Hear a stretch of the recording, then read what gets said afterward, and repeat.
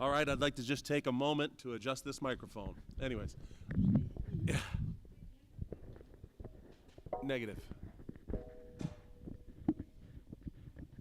No, I'd like to take a moment to welcome Sarah Jamison, new board member from Livermore Falls. All right. Livermore. Thank you.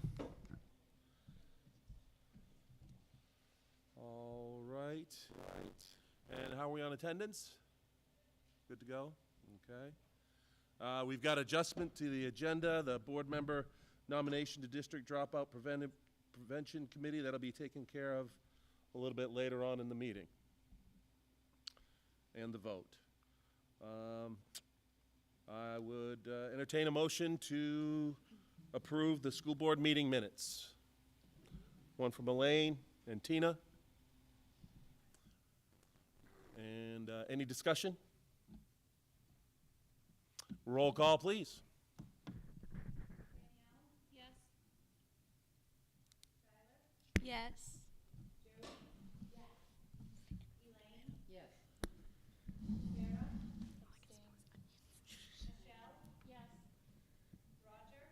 Abstain. Holly? Yes. Tina? Yes. Avery? Yes. Yes. Yes. All right, communications correspondence. Julie? Who's Julie Bullitt. Oh, Julie's. Julie squared. Julie's, please.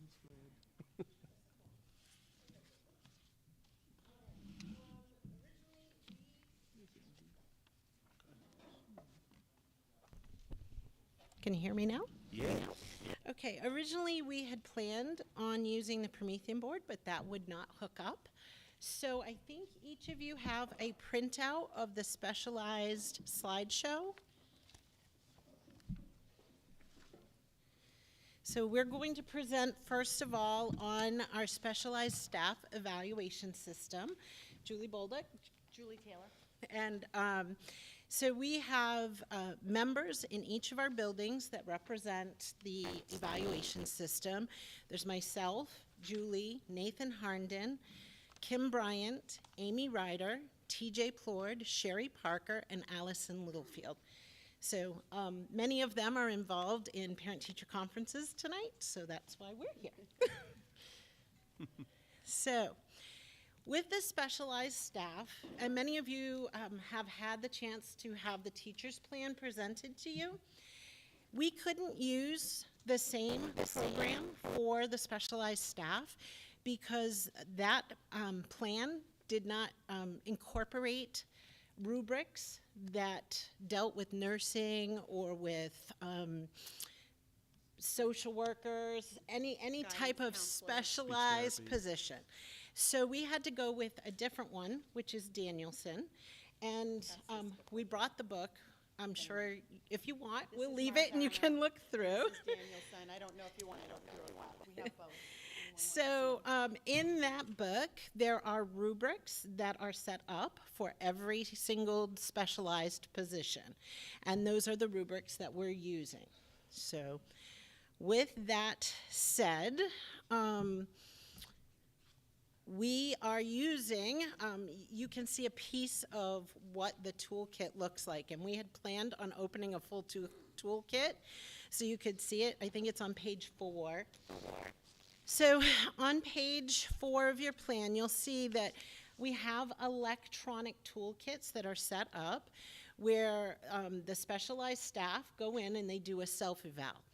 So they rate themselves on standards that are specific to their position. And of course, a nurse's standards are not going to look anything like, for example, Amy Ryder for the librarian has very different standards that she's rating. Now, our district typically chooses a district goal that everyone is working on.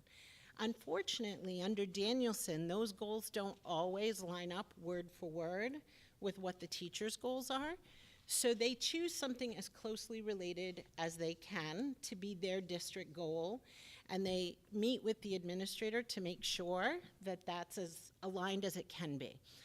After they finish doing their evaluation and rating themselves. They will choose a personal goal that they feel they need to work on. When they have that personal goal chosen in this toolkit, they will then enter what their steps are and how they will work toward achieving getting better in that particular area. The difference is, now for myself as an instructional specialist, there are times when, for example, my administrator could come in and observe me, but then there are times if I'm coaching, I don't want them in observing because that goes against the coaching model. Because of confidentiality. Or with nursing, right? There's nursing situations where there's confidentiality involved, or with your social workers.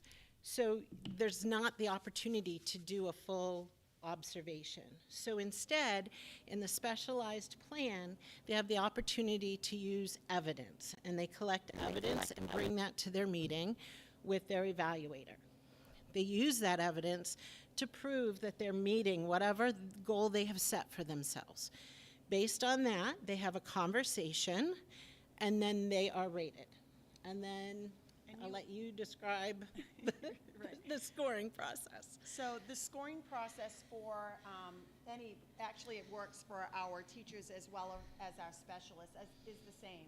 So we use a process where they take that personal goal that they've chosen, and they get observed on that personal goal, and also the district goal, and a lot of times a building goal, because most of our buildings choose a goal as well. So there's 3 goals that they're focused on as part of their professional growth. And the administrator will go in and either through that evidence, with teachers it's usually through an observation, with specialists it's through evidence, and that administrator will rate them and give them scores on all 3. The average, the mean of that, is used as a professional growth score.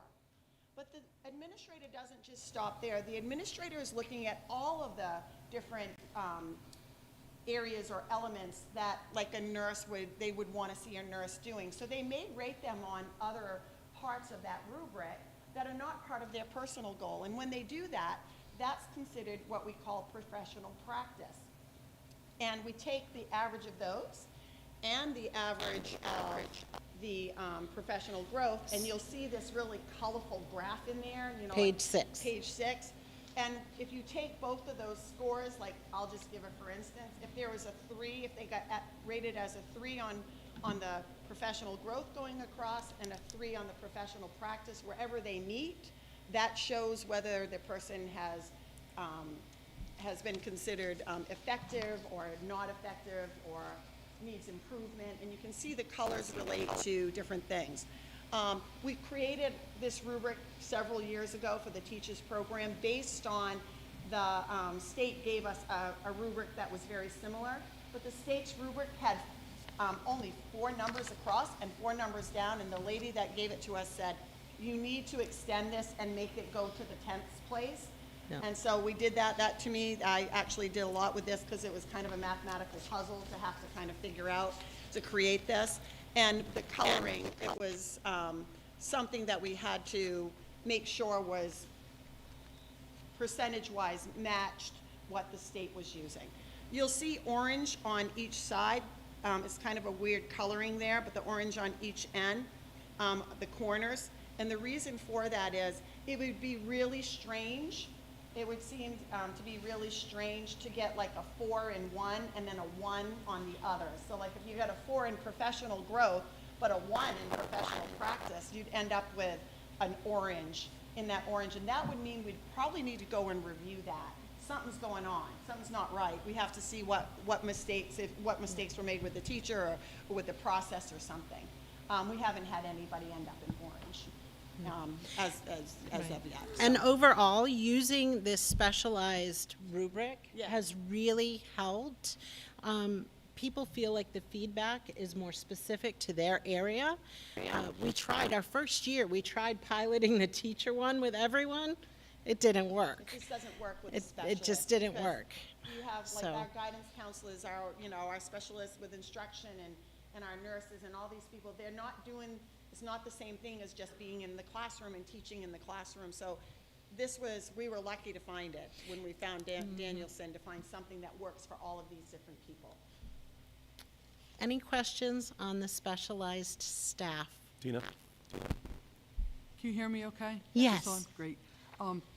Is it, so you're just putting this into practice now? You haven't been using this We rubric for have these been people? using this now for, it's 2 years? 2 years? Just Piloting it? Piloting it to see. Yep. Okay, and you're Um, feeling like the changes that you've made are really making it work for? Yes. Absolutely.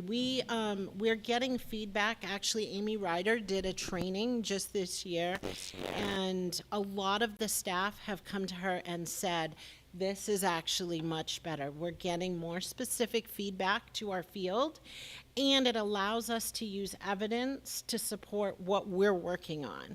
So that has been really a positive thing.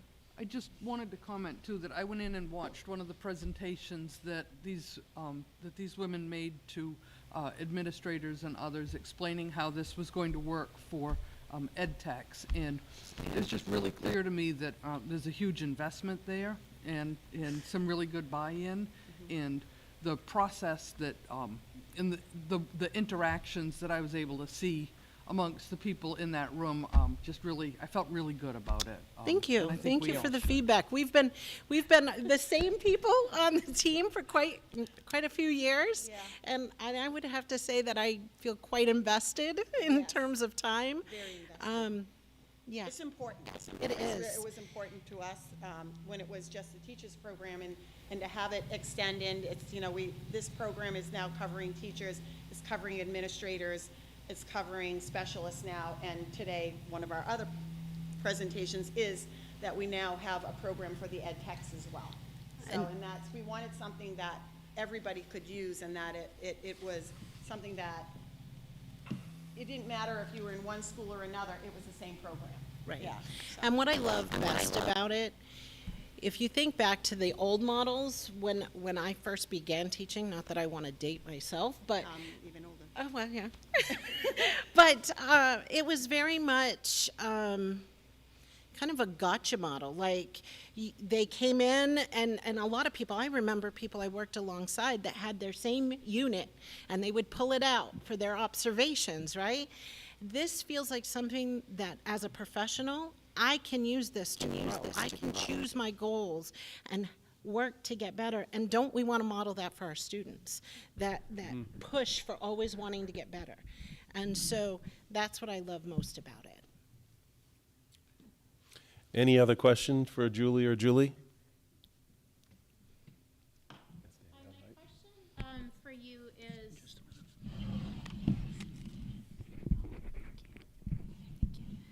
is I heard and can respect the integrity of and the need to how an observation isn't always possible, but I think an observation provides crucial feedback that can be affirming, but also kind of help provide support and navigation for some of those challenging areas that staff may need some feedback on. And so I guess what I'm kind of wondering is, in lieu of I know there's evidence to submit, but is there something else that can be implemented either within, if it's counseling, another counselor that can sort of a mentorship collaboration or something that can provide or try to address the components that are missing as a result of no observations? I think that if you did something where you had a mentor come in and you were doing that, there would have to definitely be consideration for, regulations like FERPA, Right. that type of thing. Right. However, there could be something where we actually have in that program, the little tabs that we were talking about, that you can actually have somebody come in and do an observation, a colleague. Right. And add they that can- in. And they can give a write-up about it, and they can share that as part of your evidence. Right. Yes. So that is there, it's just Right. we hadn't discussed it, but Okay. yes, that is there. Okay. Yeah. Absolutely. And the other piece that we have to be really clear on is that as an educator in the building, I, as a coach, go in and provide feedback for teachers, but I am not certified to do an evaluation. Only our administrators have that credential. And so I can't give an evaluation of another peer. I'm not allowed to do that. And so I can absolutely, if Julie said, hey, will you come in and do an observation so that I can put it in my notes as evidence, we can certainly do that. Teachers also have that in their program, and actually, it's a big component of our ed tech program. It has It's to a be. huge, you'll hear about it in just a Yeah. minute. And they actually love it. Question. Really good question. Yeah. Any other questions? Jody? So where you're saying about the content experts, obviously our administrators probably don't know about a nurse's qualifications and expertise of that nature. Is there any like above body for the nurses in the school right now that they report to? Not No. to my, No, to their, I think it's just to their administrators, am I right? Just to their administrators, yeah. Okay. I do believe they have certifications that they have to keep up with. Yeah. As a member of the certification committee, I do know that they have to meet certain standards for their certification. Yeah. Any other questions? Thank you.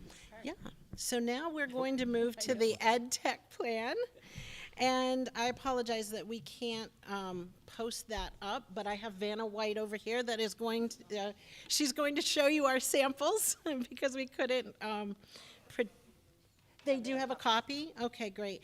We are not using every page on this slideshow because this was the slideshow that we used to train our educational technicians. But we are going to highlight certain pieces. So just like with our staff, and this was the slideshow, it's mostly in black, if you saw that. It was sent out. You were also sent some rubrics as well that go along with it. So that's primarily what we'll talk about. They, just like the rest of our staff, receive a track notification form, and how that was all decided is we used a random generator, put everyone's name in, drew it out, and that's how we decided whether they were on year 1, year 2, or year 3. Year 3 is the year that everyone gets observed, and we knew that Sherry Parker could not possibly observe everyone in 1 year, nor Jenna, so because there are so many ed techs on her caseload. So we divided them up evenly, or as evenly as we could, across the 3-year span.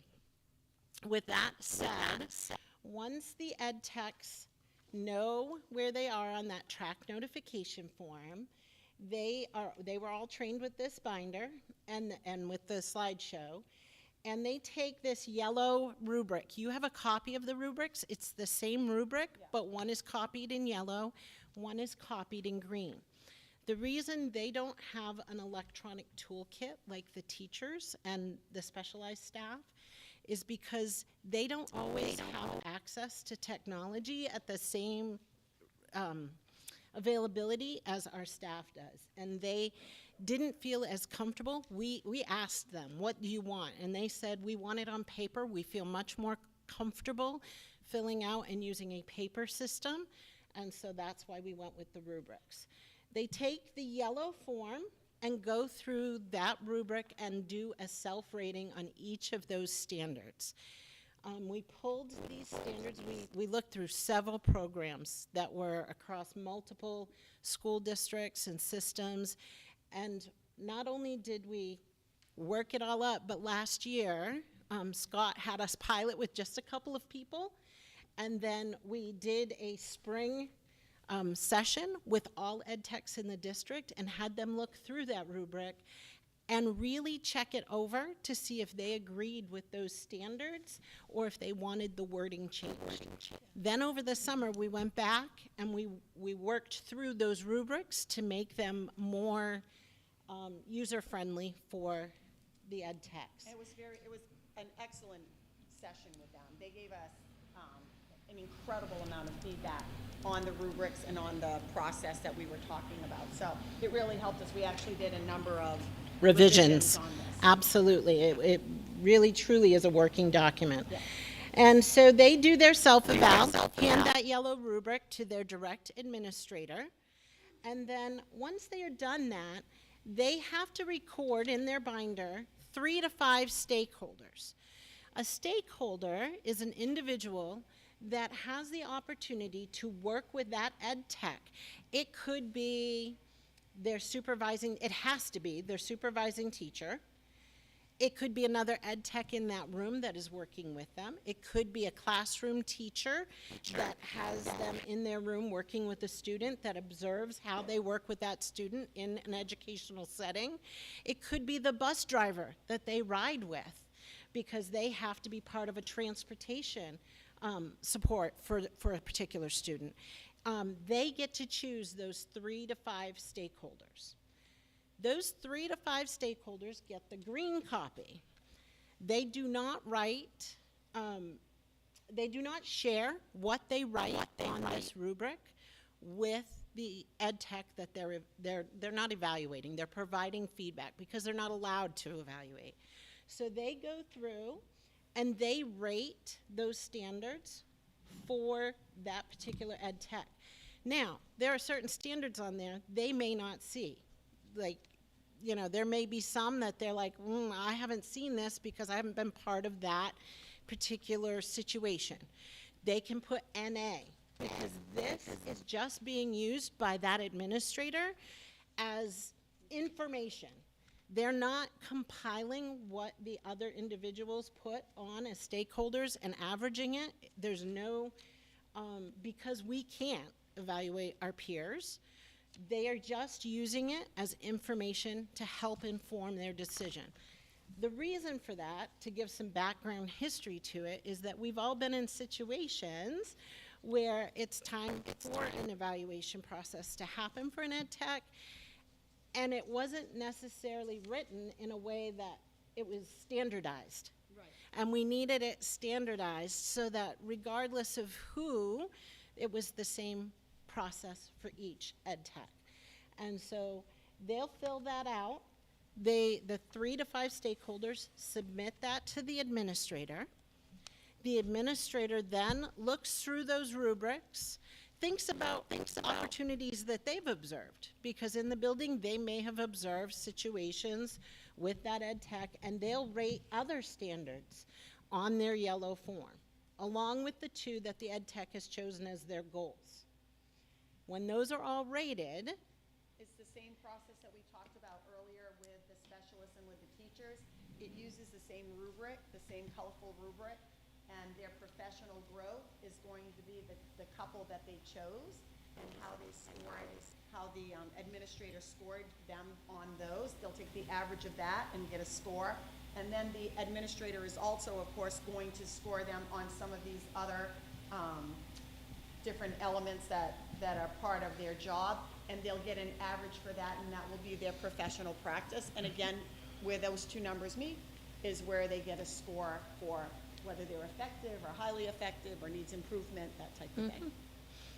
So, and this is just in, like, we tried it Yeah. with 2 people last year, so this is the pilot. yeah, really. this is the infancy Yeah.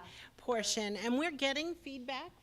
We've had a few things that we'll bring back for our summer. You know, we've brought it back to different meetings. We've already made some adjustments. We noticed some wording that was off on our rubrics, so we adjusted those before we did our fall training. And then in the fall, most of the people have been on board. We had a few new staff that were put on year 3, and they reached out to us and said, I don't even know anyone in the district. They haven't worked. So we just moved them to a year 1 and swapped some other people out. And they were very gracious about it and said, you know, I don't mind. And they're actually excited to have the feedback for the most part. All right, any questions? Elaine? Just a comment. I really appreciate that we are doing this with such unified language, that we are all understanding, everybody's using the same terms, everybody is treated the same and has the same opportunities and can actually grow from these. This is not evaluative in the negative. This is how do we enhance the positives, and if there are, they're very clear. And that's great because it's not subjective. and I appreciate that, and I'm sure the staff does as well. Thank you, thank you. Any other questions or comments? Thank you. Thank you.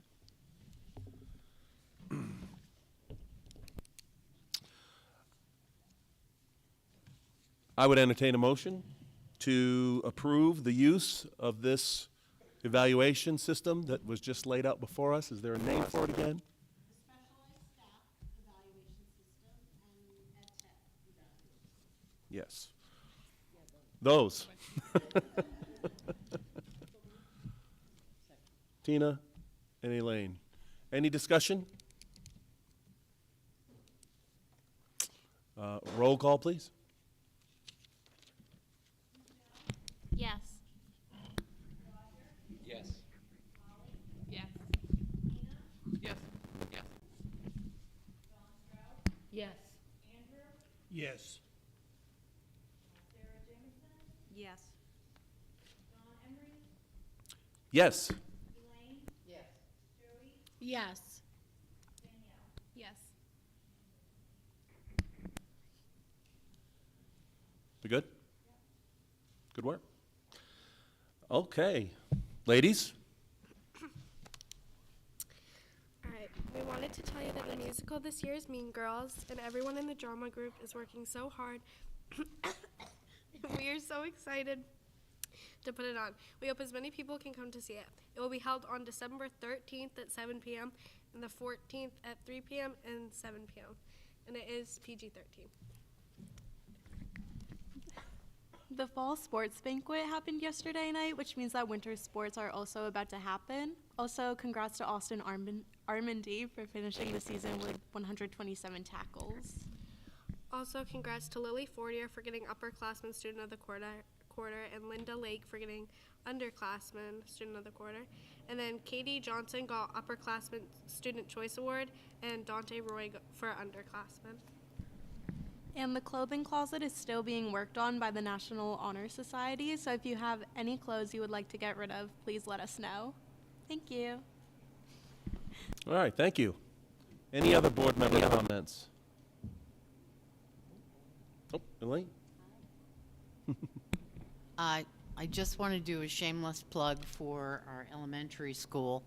They are currently, have taken on a project for Christmas called the Fuzzy Blanket and Fuzzy Socks Project. They are a very high goal of providing a fuzzy blanket, a throw, not like a twin-size, full-size blanket, and fuzzy socks for every student in the building. So everyone's getting a present, and what better than being warm and cozy. So if anybody's interested in making donations, they need to be to the elementary school or to the super's office. I'm sure we can get them wherever. Or if you need them picked up, call me. By November 10th. And if you all, excuse me, December 10th. Excuse me, I'm lost. Yeah, the 10th of December. And they're also going to be wrapping all of these, so if you'd also either like to donate wrapping paper, tape, or your time, or money, that would be fabulous. They will make sure that the money's used towards their needs, and if they're short on certain items. So anybody who's willing to participate, we'd be thrilled to have you help them meet that huge goal. Socks and blankets, please and thank you. Awesome. What is our enrollment at the elementary? 300 and something. 300, I want to say 360, I'd have to, wait a minute. Last meeting minutes.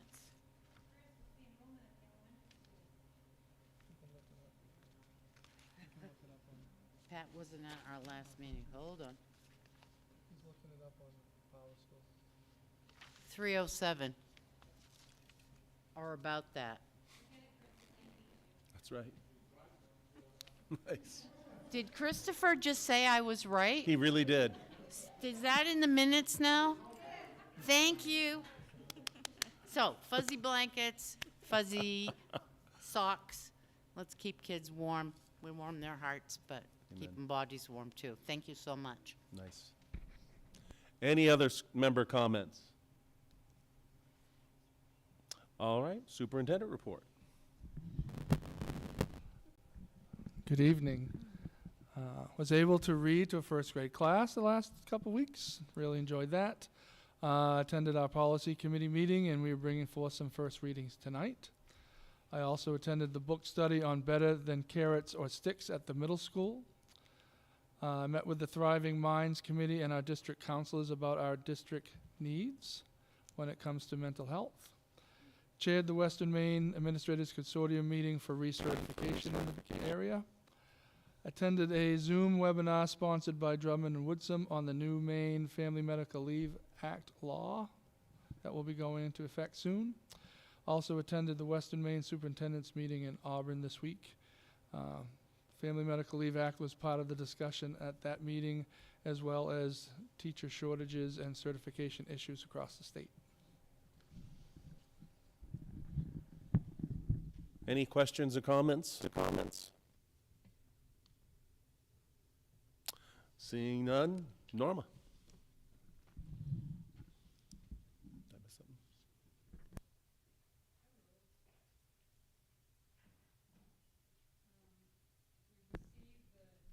something?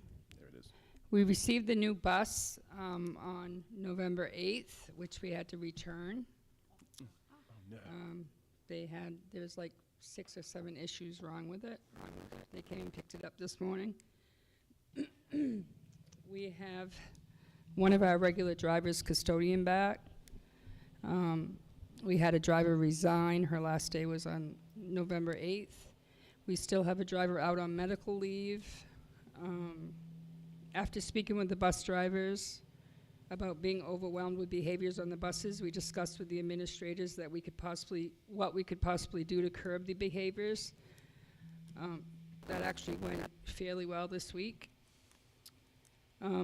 We are also possibly we are discussing a 2-tier busing system to bring that back. Let me stress, this is only a discussion phase as of right now. There's a lot of investigation and information that needs to be gathered for this to happen. I went to a conference at the Maine Principals Association in Augusta on November 7th on dangerous behavior prevention. Learned some tools to possibly show the drivers in hopes it will help with some of the behaviors we're having on the buses. On October 25th, my secretary, Kelly, and I went to Drug and Alcohol Reasonable Suspicion Supervisor Training. It's required to supervise CDL drivers for alcohol and drug testing and suspicion. And that's all I got. All right. Any questions? Yep. So, can you explain to me what you mean by a 2-tiered system? That means that the primary, elementary, and pre-K students would ride separate from the middle school, high school. What's motivating that conversation? Behaviors, no place to put the kids. If you have a 2-tier system, you're gonna have, that's how we used to do it years ago. You'll have your pre-K, primary kids, elementary kids all on one route, which would actually probably go later than the older kids. You have a place to put them. Everybody wants their kid to sit in the front seat if they have an issue. Parents call and request their kids be up front. There's only so many fronts that we have. So, in the behaviors haven't really been great in the last 5 years. I think the bus drivers have been asked to do things that they haven't been trained to do. They haven't been trained, like teachers have been trained with strategies and things that we just haven't been taught. The training's not there yet. So we're trying to do the best we can to, give them tools to work with, but there's only so much you can do when you're driving down the road at 40 miles an hour with 60 kids behind you. Any other questions for Norma? Don Stroud? How full are the buses right now? 'Cause you drive by any of the school when they're getting out, and there's a lot Depends of on the route. parents doing It depends pickup. on the route.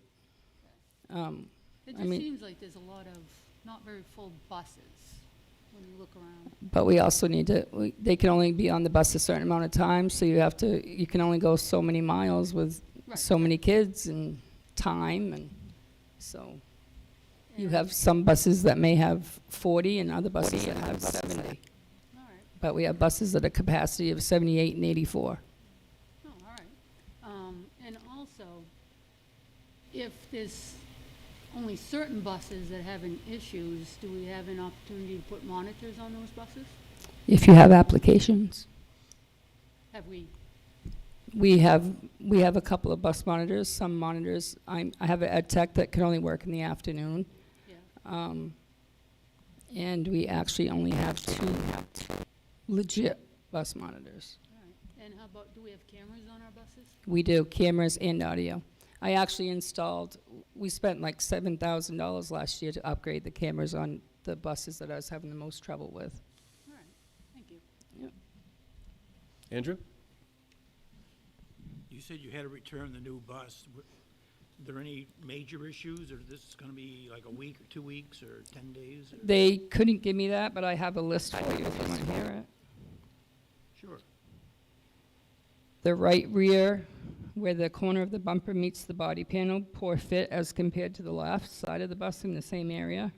Front bumper alignment, bigger gap on the right side, top of the bumper to the fender. School bus decal over the windshield is peeling and not centered. Air leak, that's a major. Yeah. Losing air overnight, bags were down the next day. Questionable seal at the bottom of the lift door. Chipping paint adjacent to the bottom and front of the battery box door, and reflective tape lifting around the left rear emergency window.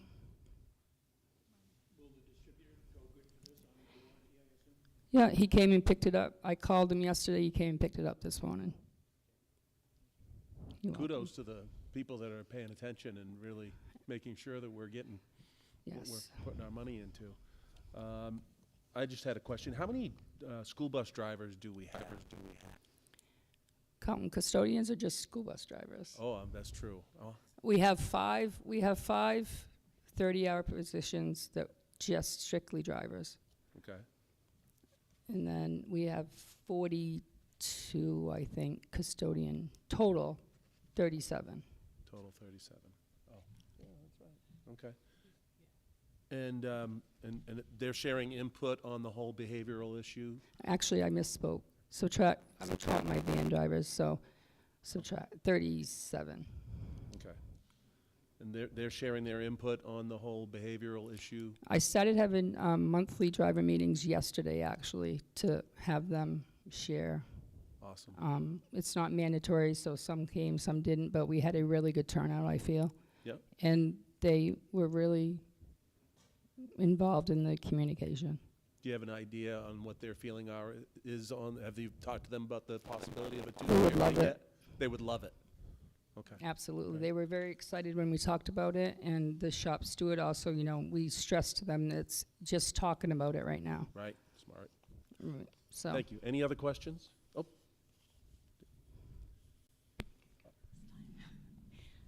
Is there a Michelle. system in place to censor paraphernalia? Like, I know, I'm sounding a bit ignorant, but I know that this is a prevalent issue at some of our schools with vaping and such. And I know, I am aware anyway that it is harder to track, and yet it is an issue on our buses. Is there a way beyond, like, are there any sensors or anything beyond video and audio to capture that? I can tell you that we have caught several students of vaping. You can see this, the steam, smoke, whatever it is coming from the vape. We've caught several. I've been watching video, looking for something else, and actually caught students vaping. And I send the video to the principal that whoever's going to handle the issue. And is the video and the audio, do you feel, does that appropriately address? Absolutely. Okay. We can, Okay. our audio is very, you can whisper. We pick up on it. Yep. okay. Any other questions? Just to let you know, I would love to have sensors on the bus, but they're very expensive. I mean, you're talking tens of thousands of dollars to put them on the bus. I'm sorry, Michelle, did you have anything else? I wanted to make sure I didn't cut you off. Okay. All right. Yeah, sure. So with the, thank you. Okay. So with the behavioral issues that we're having, are the bus drivers, can the bus drivers give consequences, or does that go to the administrators of each school? How does that work? Both. Some bus drivers are really good, and they will handle it on their own depending on what the behavior is. Other than that, we met with the Scott and the principals, and we kind of came to agreement where the bus drivers can actually take the conduct report. We have conduct reports, and they can take it directly to the principal when they get to the school that morning. They come to me usually. I've been driving a lot since we've short on drivers, so my secretary's been handling the write-ups lately, emailing to the school principal, and sends them with the child. They're not making it home. That's the problem. That was my next question. Is there anything that... And I don't know how to fix that because a lot of parents don't use emails, or we don't have emails in the system, or they won't give us their emails. I know we had talked about Power School implementing that. Is that something that... It's in there if they give it to you. But they don't look at it, probably. Right. It's in it, and we have phone numbers. Lots of the numbers don't work. Lots of the numbers don't accept voicemail. They want you to text them. Do we have the ability to text them? I have a work phone, yes, and I text. If it's a student that I always continually see, I send a text message. Okay. That doesn't mean I get an answer, but... Right. So a lot of it is parents not communicating back with you. Some of it. Oh, they just don't know. Right. Until the student gets thrown off the bus, and then that's And when is they that go, well, we happening? never received. Is there people getting kicked off the Yes. buses? Yes. I mean, I think... We've had 2 students just in the last 2 days that got suspended each for 10 days for the behavior. So. I think accountability and consequences are going to be the buzzwords from now on. They need to be. Accountability is the big one. Yep. Yep. And there's also federal laws that I won't get into that, but there's also some other laws that affect bus suspension and so. Right. Okay. Thank you. Thank you. Any more questions? Thank you. Thank. All right, Ken?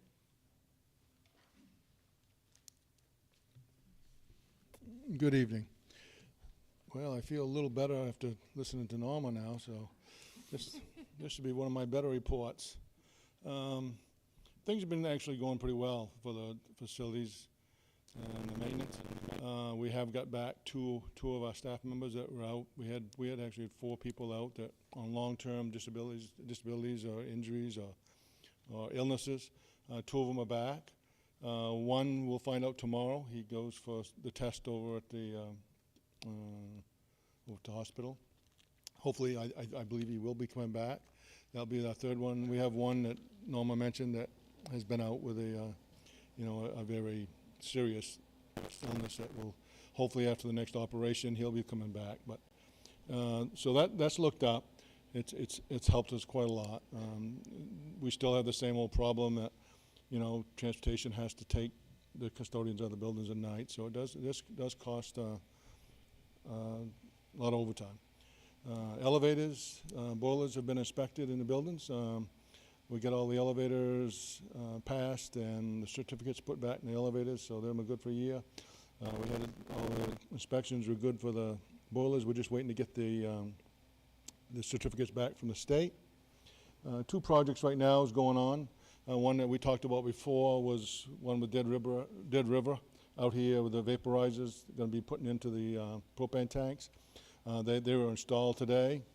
Hopefully within a week or so we'll have the electrical hooked up on it, so that'll be operational.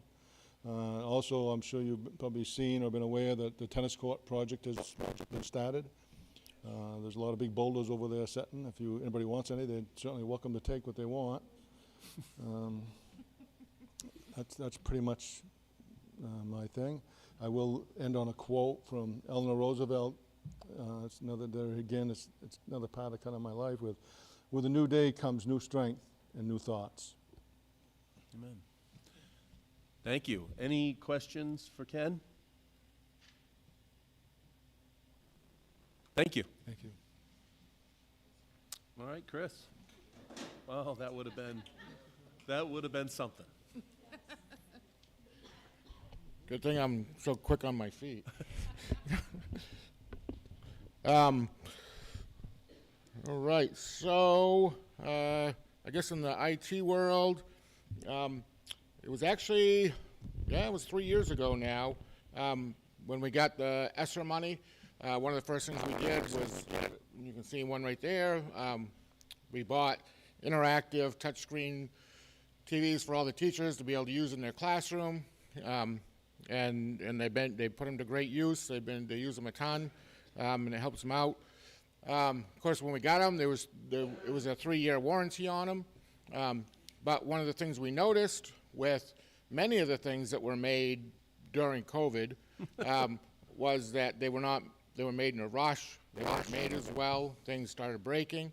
And every year we'd have a couple that would break, but they were under warranty, so we'd send them back. They'd send us a new one. Things were great until we got to this year. But we tried to plan ahead. We said, well, about 2 a year go down, so we put in the budget to replace 2 a year. So we came back from summer break this year, and 6 were dead. So I talked to Ken, see if he was willing to sell a kidney to help pay for some, but he wouldn't do it. So we were kind of in a bind because we had not budgeted enough. But luckily, we have a great IT team. We were able to find very similar, the same brand, but a little bit smaller. But it's basically just a touchscreen TV. Didn't have the software or anything like that on it. So we could get those for just over, usually when you buy those, they're about at least $3,800. So we had around $7,000 or so in the budget. We were able to find those without the software for a little over $1,000. And then we found boxes that you could actually put on them that had the software in them that you could buy separate. And those were a little over $100. So we were actually able, with the money by buying those. Nice. But the thing is, we had to put them together and upgrade the software and do all that stuff. So the IT team did that great. And with Ken's people, with Wayne and Brian, they brought all the TVs over and exchanged them, and Ernie went around and set them all up. So now all 6. So we just hope we can get through this year without any more breaking, but we did get the 6 replaced. So that was quite an accomplishment. Which, although when you think about it, there's about 120, at least probably a little more than 120 that we have around the district because we have so many teachers and staff and things like that. So there is quite a few of them. But we're hoping that they'll continue to last. And then in the curriculum area, I've been meeting with science and social studies. One of the first things we wanted to do, when we met, we talked about where we were at, and one of the things we knew was that the primary and the elementary, we were struggling around science and social studies just because of the way they have to do those teachers down there have to teach everything. The middle school and the high school are pretty well set because they're departmentalized, and so they had things pretty well the way they should be. So we put out a survey to the elementary and the primary teachers to see where they're at and what they could see as needs. And then the 2 biggest needs that came back were they wanted grade appropriate resources in science and social studies, things that they could actually use that would fit the grade level they're teaching, whether it's K or 4th. And then the other big thing they are struggling with is time in the schedule to be able to, because down at the elementary and primary, they don't necessarily have a set time for science or social studies that they can use. So it's really more about how to integrate that into the language arts block and things like that. So that's what the science and social studies curriculum team is really going to be working on this year, is trying to help the elementary and the primary come up with grade appropriate resources. We're actually going to work as the teams to try to help get some of those things together for them, and then look for some PD around integrating those areas into the language arts and things like that. So, Okay, excellent. Any questions? Elaine?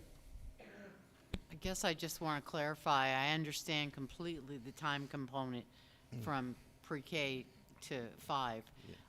So much time isn't put into language arts. And I understand what Yep. they're saying is if we're going to have to deal with students during that time, we have to make sure that whatever unit we are taking in science, just want to make sure everybody understands that we have the appropriate materials for each level of reading Yep. where they are in the classroom. Right. And Yep. it's great when you can go across all the curriculum areas, but that doesn't necessarily mean all the kids in your room are ready for that particular presentation. They need something at their level. Yep. So it is, Yep. it's a complex issue, and we all know reading and writing and mathematics have to be our first priorities, or science and social studies won't be understood. right. Thank you for those efforts. They're very realistic. Any other questions? Thank you, Chris. Thanks. And Robin?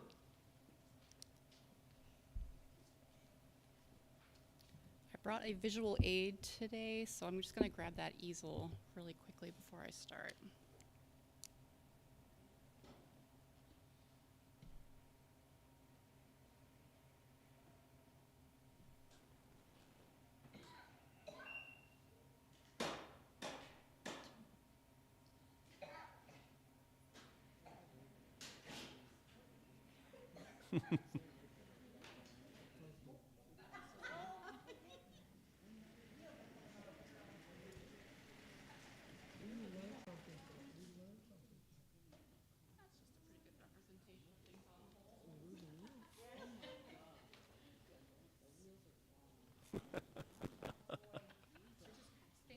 He's all over it.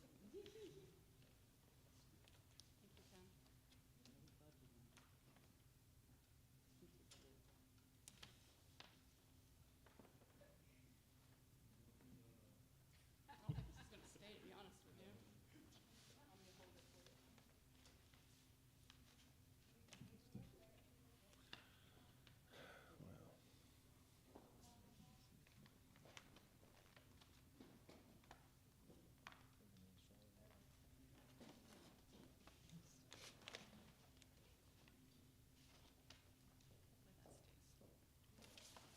Nope.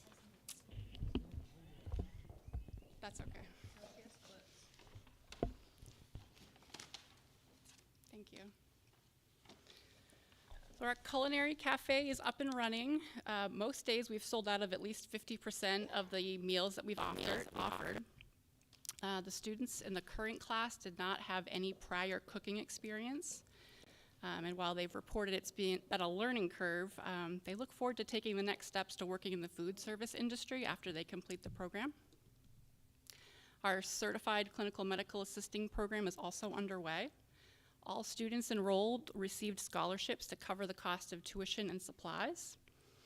The cohort meets every Tuesday and Thursday from 4 to 8 on site at Adult Ed. And I know I've mentioned this before, it's called an IET, it's an integrated education and training. So in addition to being in class to become a medical assistant, they get math, college and career advising, a separate credential including CPR, first aid, and medical terminology. Medical terminology could also be used as a credit in a college course. And then, of course, they'll later transition to Maine Health Franklin for the 180 hours of clinical experience. Not so great news. Our high set upgrade, thanks to Ernie, did that this week. But we found out that the older computers in the computer lab are no longer compatible. So we have an entire testing lab where we cannot have high set tests. And was not written out in. They usually give us guidance to what to look for if there are things that we don't think are going to be compatible. That was not on the list, so that came as a big surprise to us. So that is something that we'll have to assess and look at next year. We do have other computers that can do high set. it's just, there's a whole computer lab where we cannot utilize it.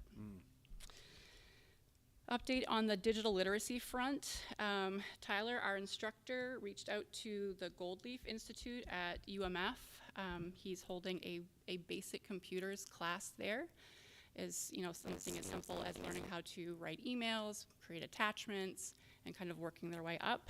He had 12 students enrolled for his first class, and Goldleaf has invited him back to do 4 sessions a year. Nice. Today I attended the first day of the annual fall directors meeting, and there are many changes coming to data reporting. That's going to be covered at length tomorrow, so I don't have all the information today, but we did receive an award, which is in relation to what I'm showing you here. So we met benchmarks set by the state.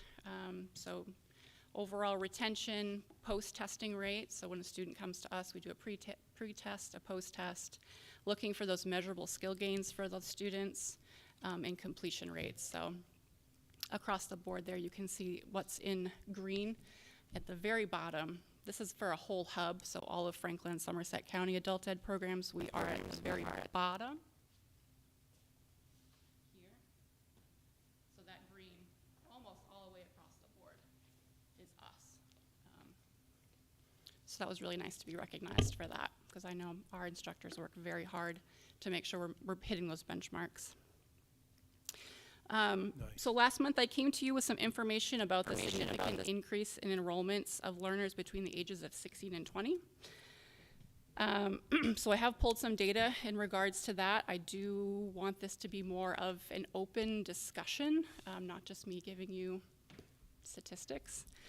And while I wish the state reporting system could be black and white in terms of pulling consistent data subsets, sometimes it's just not for year to year. Like when state and federal regulations change, it can skew the numbers and the data, or we can't look at historical data and have it be comparable.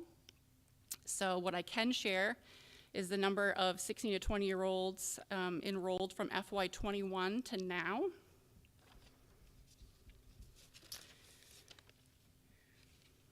So in FY21, we had 35 students. It goes up to 38 students in FY22.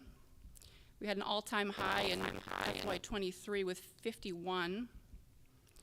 Dipped below into 40 in FY24, but we know now, not even halfway through the school year, we're at 46 16 to 20-year-old students enrolled in our program. I also just want to highlight the completion rate specifically for 16 to 20-year-olds. So this means that the students between the ages of 16 and 20 that are in our diploma program or HiSET, I can show you the visual. We had 12 learners complete in FY21, 9 for both FY22 and 23, 13 last year, and in the last 2 months we've had 4 complete, just from that age range.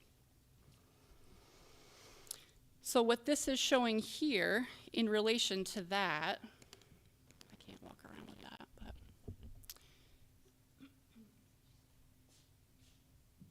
we're seeing, this is not just 16 to 20-year-olds, this is all of our program. We're at the very bottom, these are the other school districts. We're seeing consistent measurable skill gains across the board.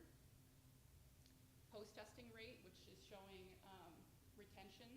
So we're retaining, see, FY23 retained over 80% of our students, 72 last year. And then data match means that our students are saying, we trust that if we give you your give us their social security numbers, their name's not matched up to it, but it goes into a database saying like, yes, they're a legit person, this is who they are. We can also match that up with Department of Labor and get demographics such as like low income, and whether they're getting state assistance, and whether they're becoming employed after they get done completing a program with us. So I wanted to kind of loop back. I don't want to just give you statistics and numbers. I want to make sure that if there are specific questions about what's going on in adult ed, who we're serving, suggestions on how to do things better, whatever it might be. I brought a lot of data points with me tonight, so I'd sort of open the floor back up to you. All right, do we have any questions for Robin? Tina? Yeah, I feel like I'm having a hard time being quiet tonight here. Sorry about this. Go for it. First thing is, I just have to comment on the food program, the culinary art program. If you are not taking advantage of this thing that they're doing, I really encourage you to do it. We've had a great time with it. Today's meal, we couldn't decide between the 4 options, so we got all 4 of them and invited some family over and had a buffet, and it was fantastic. On Tuesday, I stole half of my husband's meal and put it in the fridge for my next meal and guarded it and wouldn't let anybody have it because those garlic mashed potatoes were really good. They make it okay to have fall rolling around. So if you haven't given that a try, I strongly recommend it.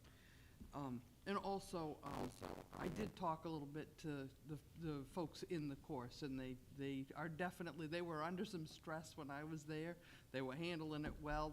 The folks that are running the program really seem to know what they're doing, and had it under control pretty well. Thank you. But yeah, that's quite an endeavor they're doing. When it's time to put those meals out, they are under the gun. And I can't think of a it's better like way watching- to yeah. prepare them for the real world. Exactly. It's kind of like watching, a reality show or something. So there's that. The 16 to 20-year-olds in the HiSET program, these are kids that would otherwise be in high school but are opting not to. And yeah, that's a question. Yeah, that's a loaded question. Sorry? No, that's fine. They are eligible to be at a high school, unless they were expelled.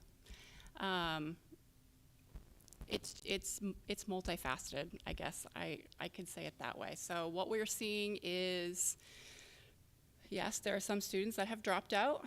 There are students moving into this area that maybe are past the age of 18 that are now re-engaging. We're definitely seeing some trends, some holdovers from COVID. So maybe some students that chose to be an online student or like the Penn Fosters or the ACELUS, the online programs, and then just said this isn't working for me, so they're coming back. Some that were homeschooled that had no oversight are now showing up and wanting a diploma. There are just so many different scenarios, and that's, I have numbers, but it's not showing the story, right? So every number is a person, and they have their own unique set of circumstances, and I'm not gonna lump it all into a box, but it's very challenging to say where all of the 16 to 20-year-olds are coming from, and there's not like one clear trend of yes, they're dropping out from the high school. That's not it. So if I may follow up, the numbers that you're giving us would indicate that you have considerably more people coming in than you have graduating each year. I'm assuming that each one of those people probably has a very different set of needs in order to get from point A to point B. Absolutely. Are you feeling like you have the resources and the capability to work with the population that's in front of you, or do you feel like what the numbers that you're seeing are represent a success, or are you feeling like you need something different to be happening in order to support the students that you're getting? It's a really thoughtful question. Thank you. I would definitely say that we're seeing success, and I have an incredible staff. We could not do what we do without them, hands down. But the one trend that I'm seeing that we just can't seem to address is the mental health needs. And my staff, they're just not they're not social workers, they're not counselors, and the heavy load. You know, I had talked to Scott and Dawn this week. They're coming in and they need significant amount of time to just process how they even got to our doorstep before they can learn, which we're okay with, but it's, you know, they're like reportable things that they're coming to us with, and it's not like it was 10 years ago when I first started, where people would come in, maybe they'd be like, oh, I'm having a bad day, process 5-10 minutes, and then we can move on and start a lesson. Like sometimes it takes weeks before we can get down to actually giving them instruction. Yeah, and it's the younger students that have significant barriers. They all have barriers, but it's the younger groups that we're not going to be successful over time if we don't address how to meet their social and emotional needs. Any other questions? Andrew?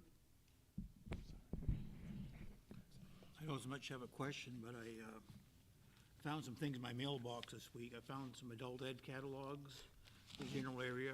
That's been sitting there for a while, I think. This is one from a rival district. Basic plain paper, pretty thin. This is what Robin put together. Full color, laid out advertising. And I think she should get at least a round of applause for all the work that's gone into this. Amen. And the integration for the program and for promoting it. Thank you very much. Thank you. I do want to say that the woman that put that together, Ursula, who is Ernie's wife, was a former adult ed student of ours. Nice. And has worked her way up through our college transition program, went on to become, what's the name of that? A designer? Graphic designer. Thank you. Yep. And works for Exponet. She works locally now, and created that for us. So a great adult ed success story along with that. Well, that's because of you. Thank you very much. Awesome. Any other questions? Oh. Michelle. I got it this time. The HISET that you are referring to, is that your diploma program or a college readiness exam? So HISET is the new GED. Maine signed a contract, so the GED is still out there for, I want to say, 13 states in the U.S. HISET's sort of the predominantly new pathway to earn a high school credential. So at this time, I'm under the impression that you offer GED or the diploma route, or sort of a combination of whichever the student might arrive at first. Is that the case? So we do HISET, which is a battery of 5 tests. Yes. And then we have the diploma track. Mm-hmm. So students can come in and get significant classwork done. Not one-on-one, but generally like small group sizes. More individualized attention. Each student has their own binder. They have their own individualized learning plan that they work out with their instructor. Okay. And then I think I wrote down as a high of 56 enrollees roughly a year ago, correct? Like we're seeing a gradual, then kind of a large spike after sort of that COVID bubble? For 16 to 20-year-olds? Yes. Mm-hmm. With a completion rate of about 13. Completion rate, can we clarify, is that GED attained or high school diploma acquired? Yes. So again, we're just looking at a small subset. We're only looking at 16 to 20-year-olds. So I think you're talking about FY23? Yes. Where we had 51 16 to 20-year-old students. And then 9 of them completed that year. Okay, thank you for that. And I hear you citing mental health needs as a significant impact on perhaps why the completion, comparative to who you're getting enrolled. Like, that might be a large piece of the puzzle. I think it takes, it sometimes takes students a little bit longer. Sure. To get their program completed, if mental health is a barrier for them. And when you speak of retention rate, is that attendance retention or is that skill retention? That's attendance retention. Yep. So Attendance there's two retention. two Okay. separate. Yeah, I'll show you. So MSG stands for measurable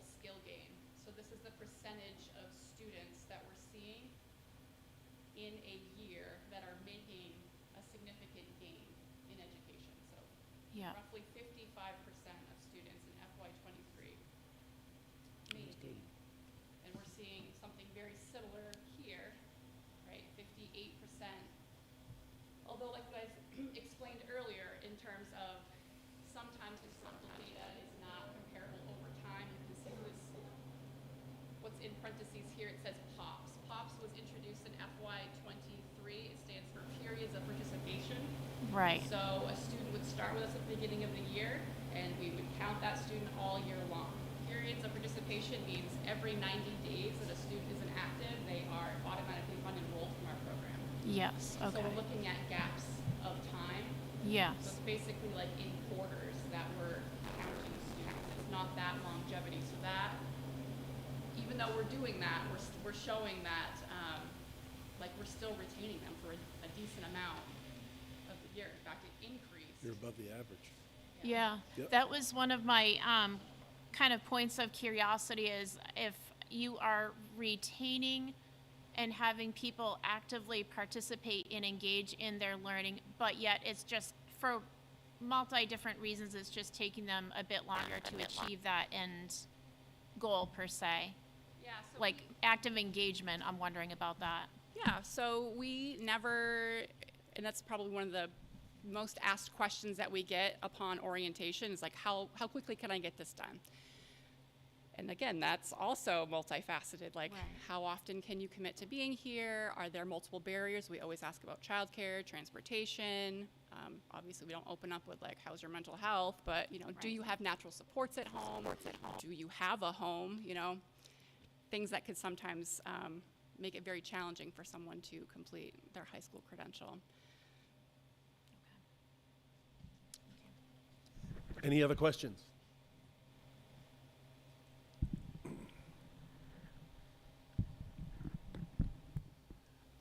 What do we have in the area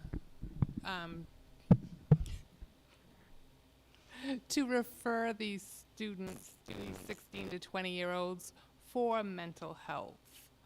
Is there any programs through, I'm not sure, the hospital, through the state, Tri-County Mental Health, I don't even know if that still exists, but where can these students go for mental health? Is there something local or? Yeah, so Scott has been a fantastic ally in kind of setting up a program with Kennebec Behavioral Health. I don't know if you want to speak directly to it. It's not set in stone. It's just something that we're exploring. Yeah. We have Kennebec Behavioral Health counselors in the district.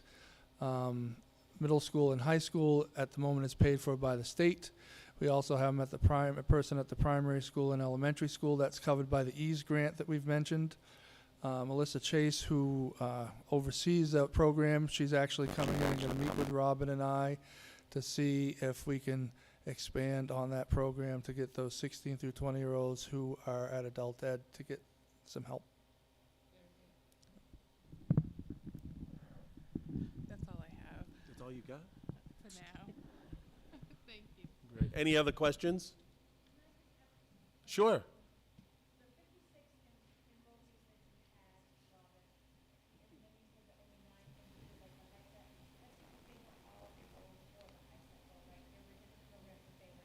That's absolutely correct. Yep.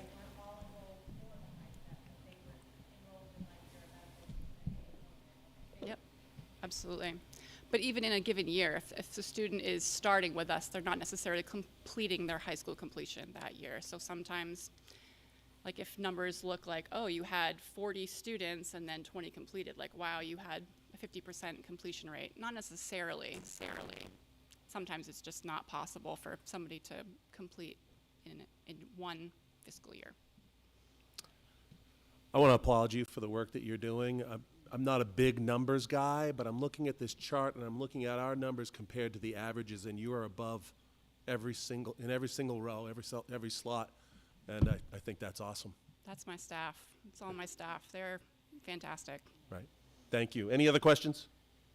Thank you very much. Oh, sorry, Elaine. Sorry, guys. Just a comment, Robin, we look at this from what we are responsible for pre-K to 20-year-olds and the program that you run in people above that age, it's amazing what we actually can do looking at the community and the needs. And we're hearing mental health and behavior from the bottom all the way to the top, and this is huge. Like you just said, applause is not even enough.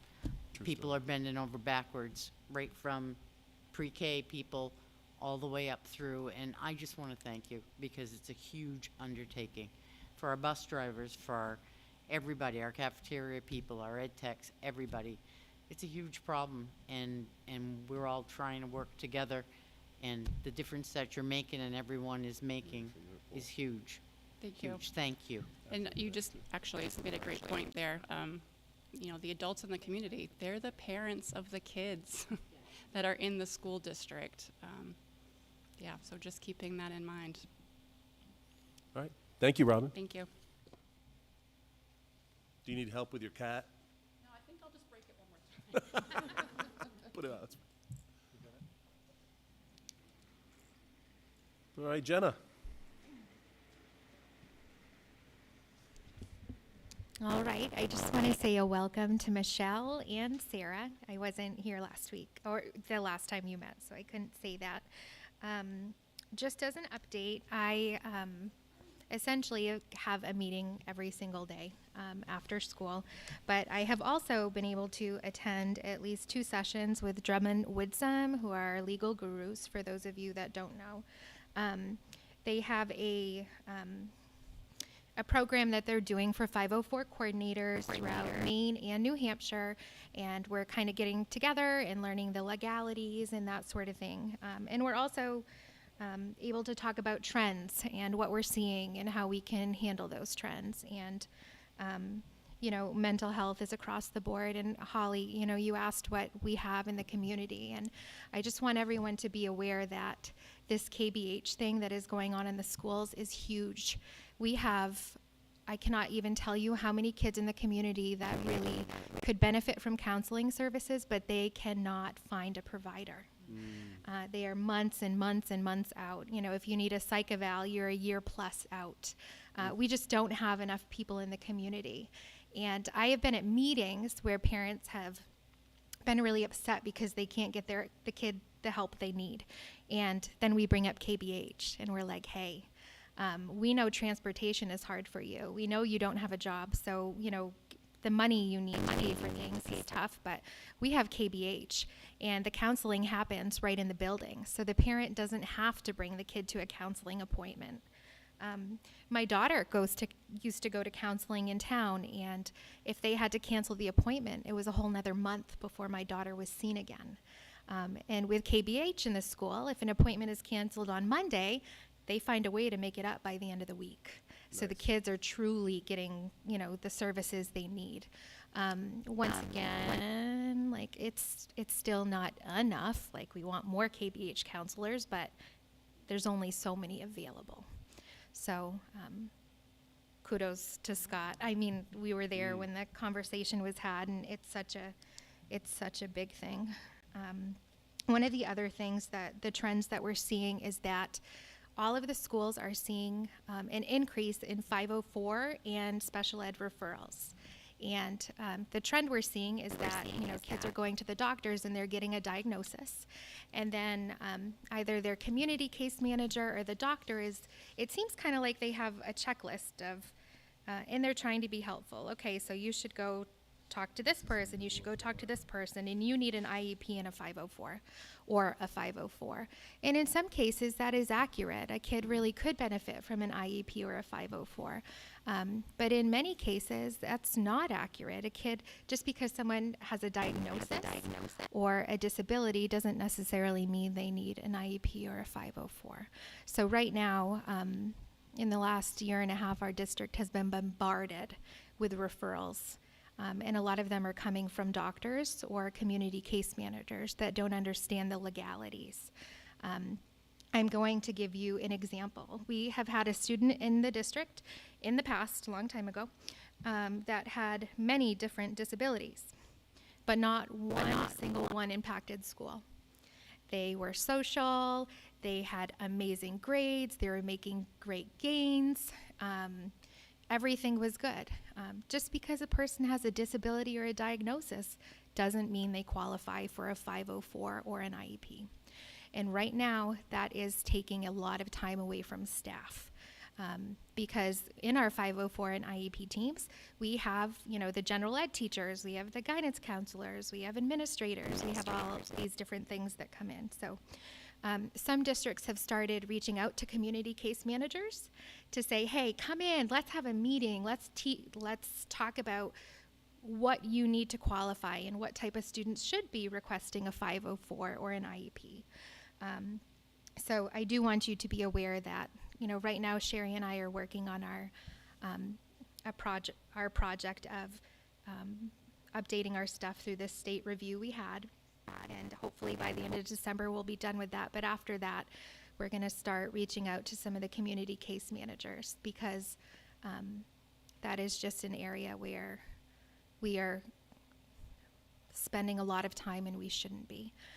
And I think the community case managers don't know, too, that we have some wonderful RTI programs. And there are a lot of ways to get kids help. And that is the, appropriate way to go first. So another thing we were talking about doing is, reaching out to some of the doctor's offices and trying to educate the doctors on, what the school can do and what the school can't do.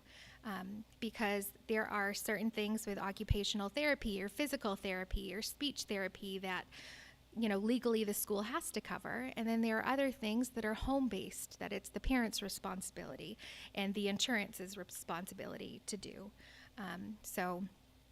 Just know that that's on our radar, and that's something that we're going to be working on for sure. Once again, it's about communication, and we just want to make sure the kids get what they need. And when we're spending all of these hours, focusing on these other meetings and gathering data, it's taking us away from important work that we need to be doing. So this little piece of data I'm about to share with you is a little bit skewed. So January 10th of this year is when I first did a board report for you guys, and at that time, we had 63 students with active 504 plans. Today, we have 90 students. Okay, so that's an increase of 27 students. And the reason why I say this isn't 100% accurate is because this number of 90 includes kids that have moved into district. It's a number that doesn't include the kids that no longer need it. There's, a lot of components that go into it, but 27 kids for a 504 is pretty darn huge, and all of the other districts are seeing the same exact rise. The majority of kids who receive 504 services, it either falls under something health, anxiety, ADHD, depression, and that is what we are seeing. So at the high school, last time I spoke with you, we had 39 504s with 2 in referral, and now we are at 40 with 1 in referral. At the middle school, we had 22 students with active 504 plans, and now we have 21. In the elementary school, we did have 22 active 504 plans with 2 in referral, and we are currently at 24. And at the primary school, we had 3 active 504 plans with 2 in referral, and we now have 5 active 504 plans.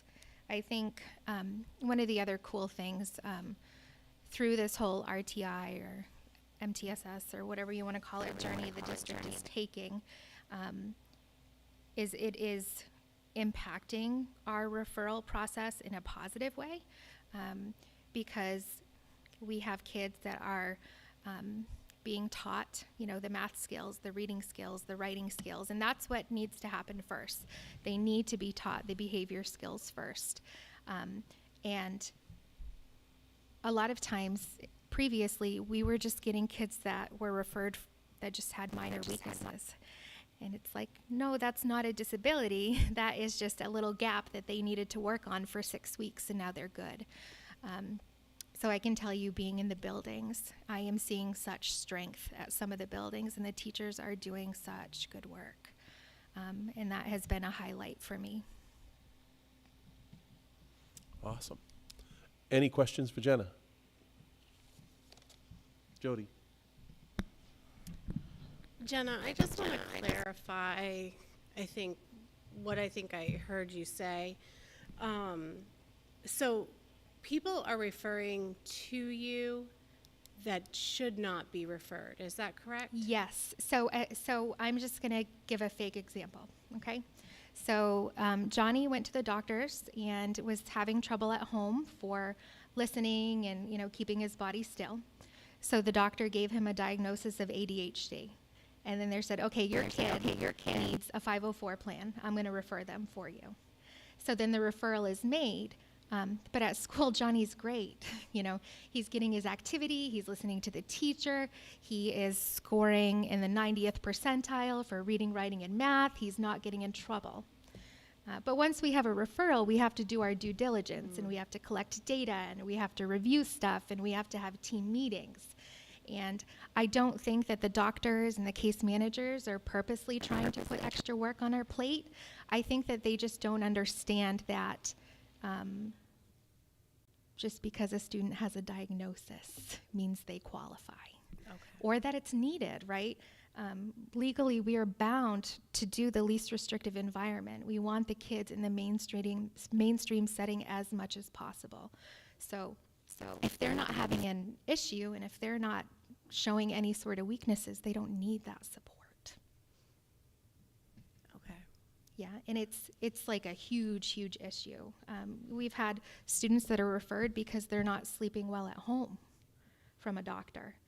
And I feel bad that they're not sleeping well, but they're coming to school and they're on time, they're getting their work done, their grades are good, no behavioral issues, no complaints, and the parents like, well, I just did it because they told me to. And so it's really just an education thing, and it's a thing that's lacking across, Okay.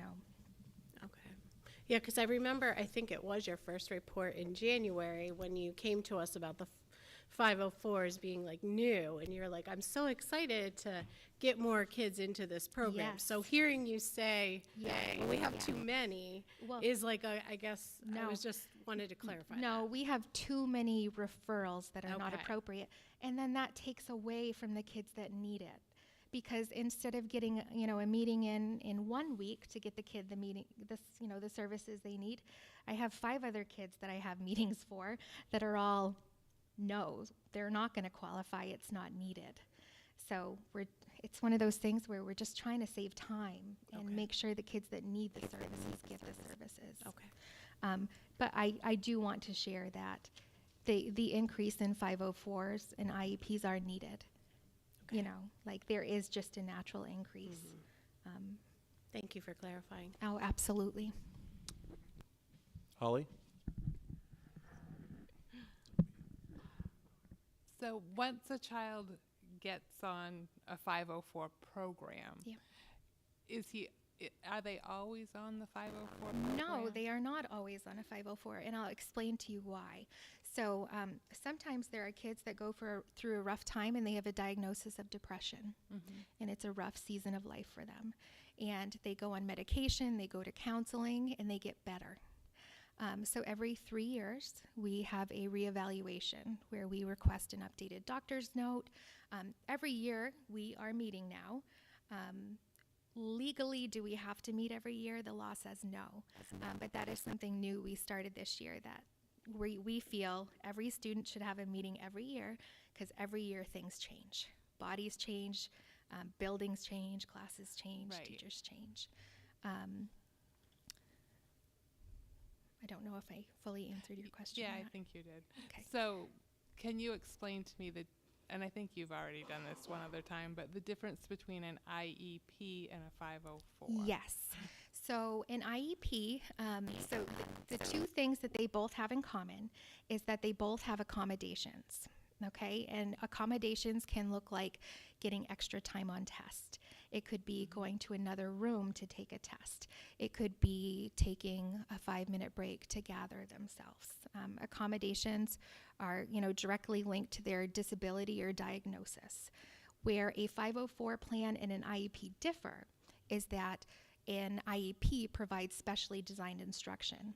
So in order to qualify for an IEP, we have to go through a battery of testing that shows that there is some sort of major weakness. And this is where RTI has helped us out so much, because they take the kids for 6 weeks and they kind of are able to narrow down, is this just, a quick issue where they are not able to multiply easily and we just need to work on that skill? Or is this a bigger thing where we have some comprehension issues, we have some math skill deficits? And within 6 weeks, RTI is able to tease that out. And if they come to us and they say, hey, we've done everything we can do and the student is showing minimal progress, we know we need to start doing the evaluations for special ed. If they come to us and they say, wow, this kid has done leaps and bounds and in 2 weeks, they are going to be right with their peers, then they're good. They stick with RTI. So really the main difference between a 504 and an IEP is that 504 is accommodations only, and kids can outgrow depression, so they might not always need it. Right. But we have kids with diabetes that are never going to outgrow it, so they will have a 504 plan from the day they start school until the day they graduate. An IEP, you get your accommodations and your specially designed instruction. So that is reading, writing, math, executive functioning help, OT, PT, speech. Okay. Yep. Thank you. Yep. Any other questions? Thank you, Jenna. You all got a report from Laura in food service that you can check out. Board chair report, I got a couple of things. I want to keep it brief. We're going long tonight. So you all got a committee roster, and I just wanted to invite you. I kind of plugged some people in here and there. If there is a committee that you would like to be on, please get with me. If there is a committee that you're on now and you're like, oh, that doesn't really work for me, please get with me, email me, call me, whatever you need to do. So I just wanted to put that out there. Each one of those committees, some of them haven't met yet, but they will elect a chair when they get together. I was able to attend the Veterans Lunch. I want to give it up for Pat. The Veteran Lunch was a fantastic time. This is my second time attending with my 2 grandsons. Got to meet with some of the other veterans. Everybody was having a good time, and I just want to applaud Pat for that thing that he's doing that I know is good for the veterans, but it's good for the kids too, to be proud of their veterans. And so it was really, really a good time, and the food wasn't bad. Anyways, so I also want to bring up the adult ed program, the culinary program. I've put on about 10 pounds since I started picking up Tuesdays and Thursdays. And so the food is fantastic. Had the hazelnut crusted chicken today, and it was fantastic. If you haven't partaken, please do yourself a favor and get in on that. Also had a meeting and a tour with Robin. It was very informative. They're doing wonderful things down there. I know we already gave a big round of applause. I was thoroughly impressed with what I saw. And then we were also able to have a meeting with her staff. And when she tells you that her staff is fantastic, they are putting in the time, the effort, and they've got passion about what they're doing. I can't say enough good about it. So, and that's what I got. And now we'll have a committee report. Dawn, you weren't there. You're the chair. Should I tell the story? Sure. She couldn't make the meeting. And we needed to elect a chair, so we elected her while she was gone. And I called her afterwards and said, hey, do you want to be the chair of the Buildings and Grounds? And she goes, sure, that'd be great. I said, good, because you've already been voted in. So you weren't there, so I was going to have Holly just give a quick rundown of what we discussed in that meeting. Holly, thank you. Okay, November 4th, we had the Building and Grounds Committee. Ken Vining was very informative with handouts to the committee, including information on fuel costs, property descriptions, dates of when upgrades were performed, a list of custodial, grounds employees, and transportation employees. He also gave us a list of repairs and maintenance that need to be on our radar for the near future, or for the future. Here are a few things that we discussed. The primary school roof, hookup of the generator at the elementary school, bleachers at the high school, paving roadways and parking lots district-wide, boilers at the primary school, the status of the property that borders the primary school, the condition of a dump truck, plow truck that we have, and we are in the process of prioritizing these projects, and we did elect Dawn Strout to be our chair, and she will be reporting for this committee in the future. And I want to thank Ken for bringing these projects to our attention. None of these projects are in dire need at the moment, but we do want to keep them on our radar and get them scheduled to be worked on as needed. Thank you. Any questions for Holly? Seeing none, we can move on. Moving on to policy, I would entertain a motion to approve the first reading of the policies based on non-discrimination, equal opportunity, and affirmative action, harassment of students, student discrimination and harassment complaint procedure, voting methods, and educational research, student submissions to survey, analysis, or evaluations. Tina Riley, and Elaine. Any discussion? Tina.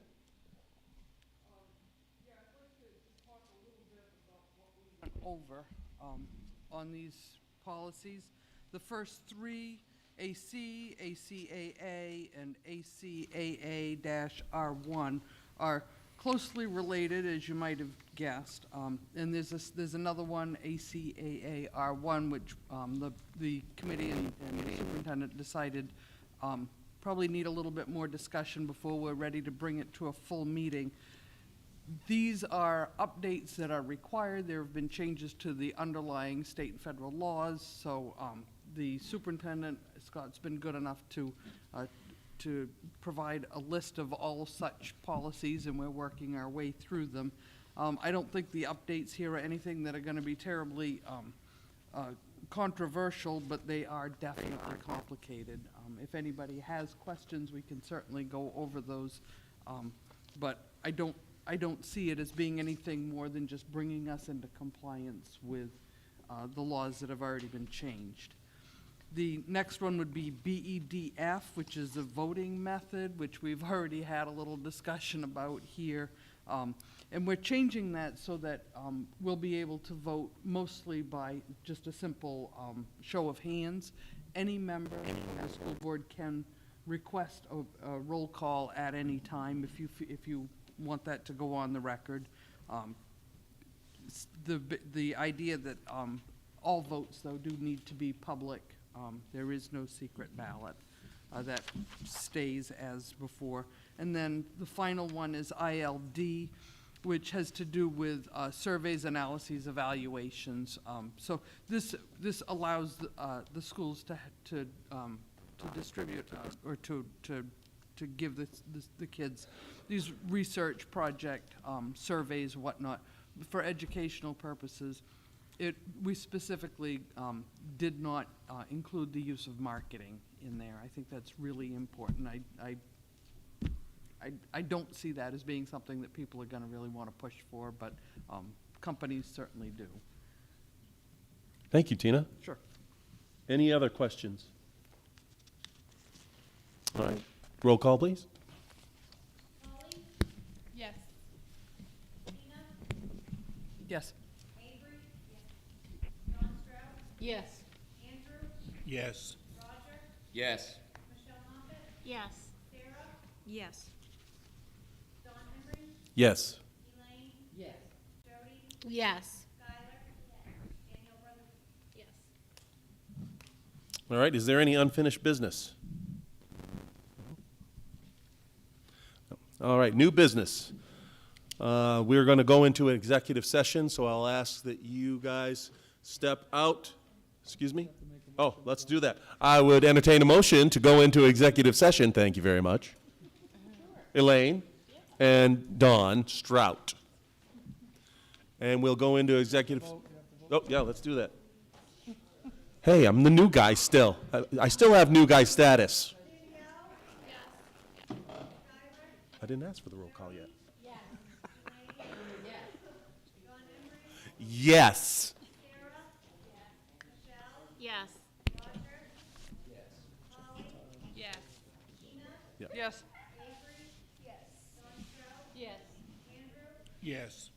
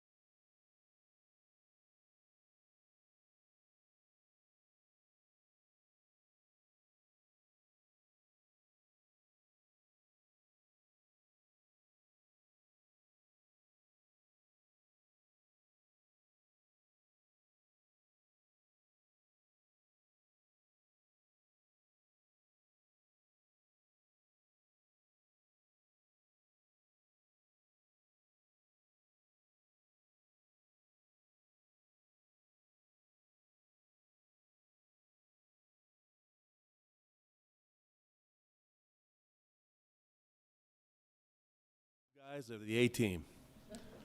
All right, we're out of the executive session at 7:53. And I would entertain a motion for the superintendent's nomination for the position of Spruce Mountain Elementary School physical education teacher, who is Joseph Toner, to be, what am I looking for? To be the new gym teacher. How's that? I need a first and a second. Danielle. Holly. Thank you. Danielle and Holly. I'm still learning names. I apologize. Any discussion? There being none, roll call, please. Andrew, Yes. John Stroud, Yes. Tina, Yes. Holly, Yes. Roger, Yes. Michelle, Yes. Sarah, Yes. Don Emery, Yes. Elaine, Yes. Jody, Yes. Danielle, Yes. All right, I'd entertain a motion for the superintendent's nomination of Wayne Neal to the position of Spruce Mountain Middle School, Spruce Mountain School District Facilities and Maintenance Director. Do I have a motion? Holly and Tina. Any discussion? Roll call, please. Danielle, yes. Jody, Yes. Elaine, Yes. Don Emery, Yes. Sarah, Yes. Michelle, Yes. Roger, Yes. Holly, Yes. Tina, Yes. John Stroud, Yes. Andrew. Yes. All right, and we do need a board member to be nominated and put on the District Dropout Prevention Committee. Is there anybody that's interested in that position? Holly? All right. Oh. So how do I handle that? Okay.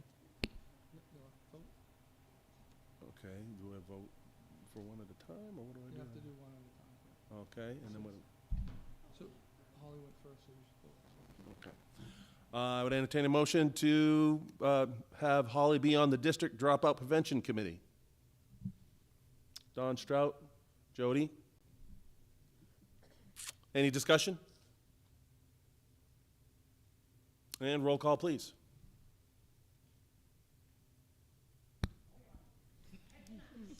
Take your time. Danielle, Jody, Yes. Elaine, Yes. Don Emery, Yes. Sarah, Yes. Michelle, Yes. Roger, Yes. Holly, Yes. Tina, Yes. John Stroud, Yes. Andrew. Yes. Okay. You're good. Did you have anything else? No. Okay. You have your co-curriculars, and on the calendar, we got a late start Wednesday, the 20th, no school Thursday and Friday, November 27, 28 for Thanksgiving, yay! December 2, we have policy committee meeting, and December 12th, there's a school board meeting at 6 p.m. at the middle school, and I would entertain a motion to adjourn. Tina Riley and Danielle. I'm getting there. Roll call. Roll call. Yeah. You starting roll call without me. Elaine, Yes. Sarah, Yes. Don Emery, Yes. Michelle, Yes. Yes.